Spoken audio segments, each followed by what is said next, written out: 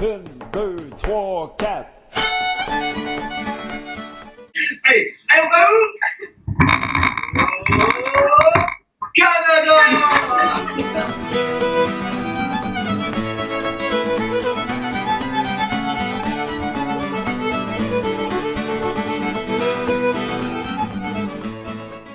Alors, Est-ce que le c'était plus cher? cher, c'est pas le logement, c'est le billet d'avion pour y aller. D'accord, oui. Parce qu'il faut compter environ entre 800 et 1000 euros pour l'aller-retour. Après, le logement, on peut s'en tirer dans les 500 dollars canadiens par mois pour une coloc plutôt bien placée même. L'alcool, c'est cher. Ouais, non, mais non, ça dépend.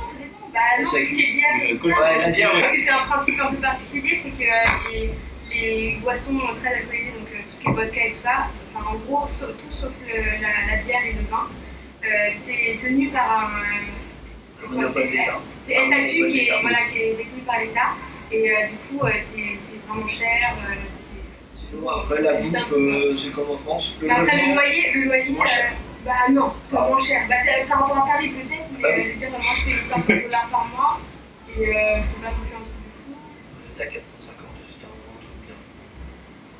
Mais moi je paye hyper loin. Ah ouais, je peux avoir là, parce que je paye hyper loin.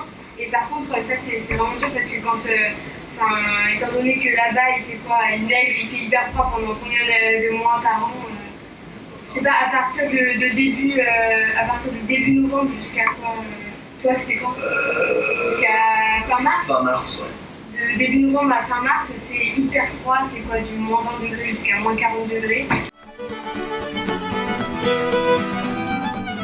Alors, le travail personnel, elle a beaucoup travaillé. J'avais des matins un petit peu durs, moi j'avais des matins assez cool, j'avais pas beaucoup de boulot. Perso, il y avait beaucoup de travaux de groupe, donc ça c'était gens, je faisais tout le temps des gens. Sinon, je travaillais juste 2-3 jours avant les examens avec 2-3 nuits blanches, je sais pas ça. Mais ce qu'il faut savoir aussi, c'est que la bibliothèque là-bas, elle est ouverte à 24. C'est trop top. Et c'est vraiment bien parce que. Voilà. C'est la collectivité. Ouais. Moi, je regrette de ne pas mettre. Enfin, je suis contente. Non, je suis contente d'avoir parce que, en fait, ça fait cours en anglais, mais on a 8 heures de cours, donc voilà. Et le reste du temps, tu parles tout le temps français. Donc, ça, par contre, franchement, c'est un inconvénient. Et ce que je conseille vraiment, c'est de prendre une coloc avec un étranger pour parler anglais à la maison parce que moi, je parle français. Donc, j'ai amélioré mon anglais par rapport au cours, donc ma compréhension, etc. Mais voilà, c'est pas là-bas que j'ai parlé plus anglais. Alors, bien choisir son logement plutôt du côté de UQAM, au niveau des lignes de métro, pas trop excentré, parce que sinon c'est super chiant le soir. C'est pas si cher que ça, donc il faut vraiment chercher. Après. Alors, mardi soir, campus. Jeudi soir. Non, Mardi soir, Café Campus. Café Campus. Ouais, avec l'accent. Hostie de Cali.